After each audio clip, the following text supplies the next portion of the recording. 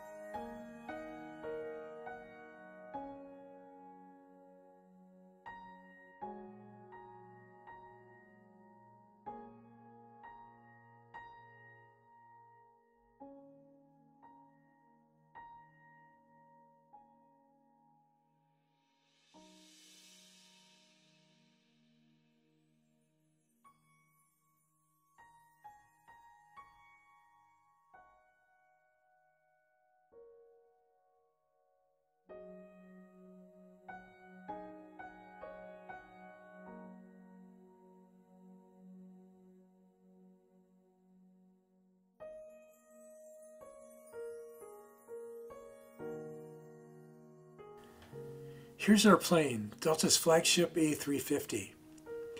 Boarding was exciting for us because we were looking forward to experiencing Delta One suite seating on this international flight. By the way, we had backpacks because we were going hiking in Japan's Key mountain range.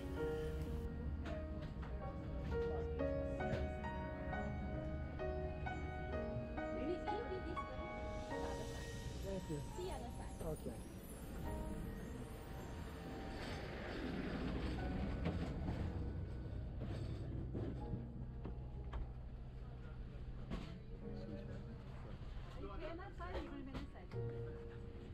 Oh, I don't care. You want to be on this side?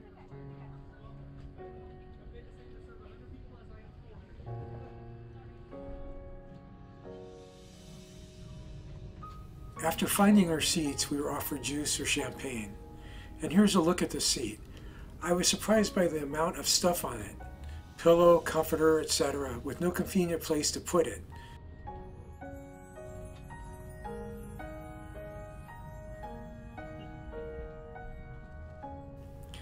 Delta's noise-canceling headsets are the worst I've experienced in business class.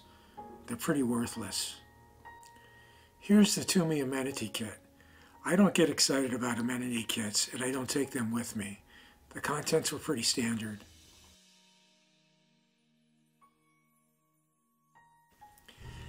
In-flight entertainment was also pretty standard and a bit limited. But Delta also offers access to many movies and TV shows via the GoGo Entertainment app that I had loaded on my iPad. Make sure you load the app before your flight if you plan on using it.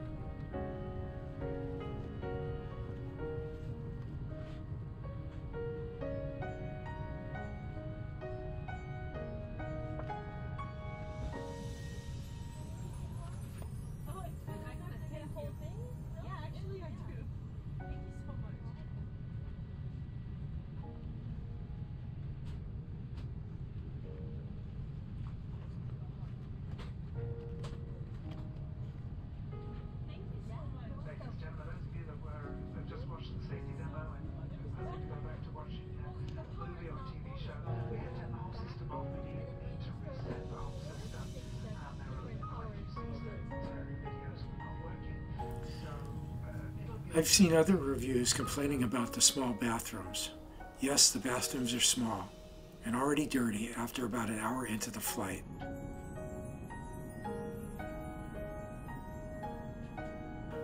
I don't usually post negative reviews, but the food on this flight was not acceptable.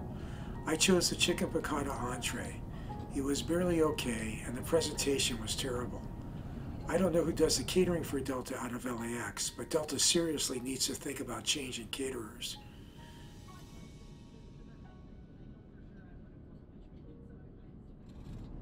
Thank you.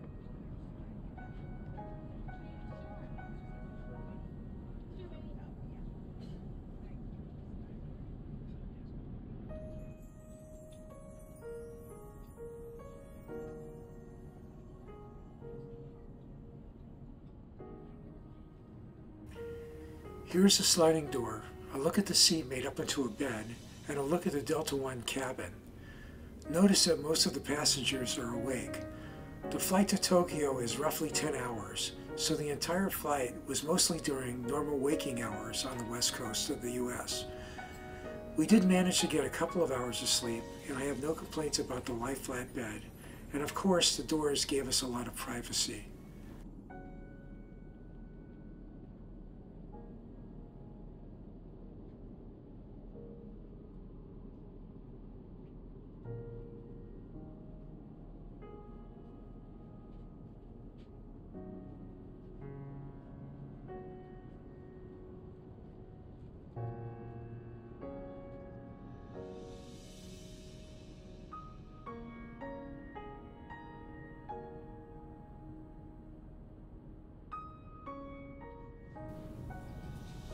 Breakfast was served as we were nearing the coast of Japan. Breakfast was terrible, and Delta should be embarrassed serving something like this to any passenger in any class.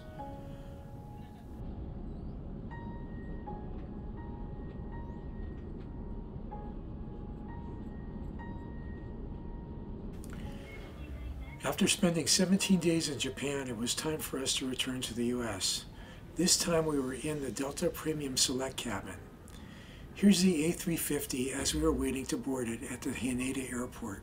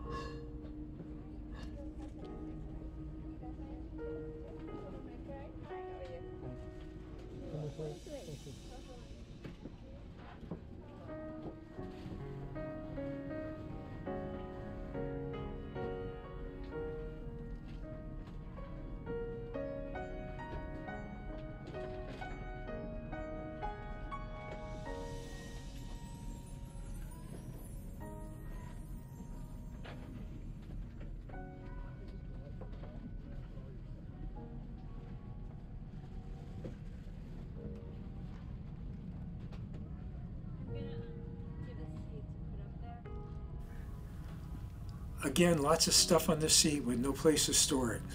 But we found our window and aisle seats to be comfortable during our entire 9-hour flight.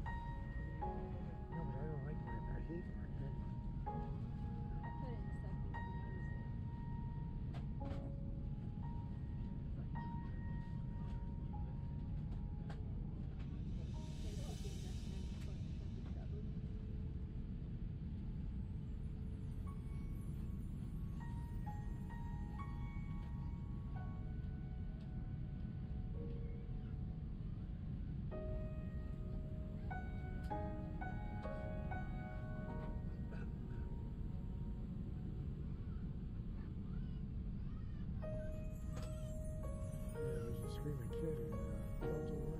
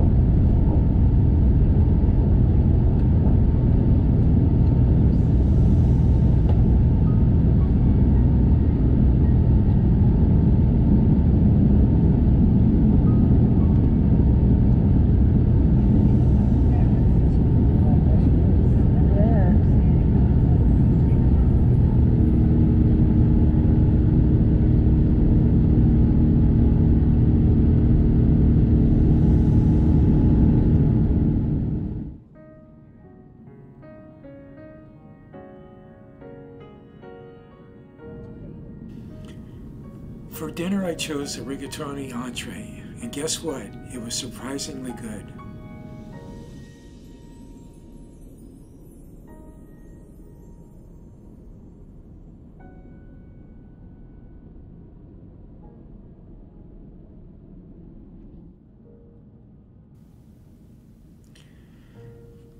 We pretty much flew straight across the Pacific on our return flight. I had the spinach frittata for breakfast, and it was good.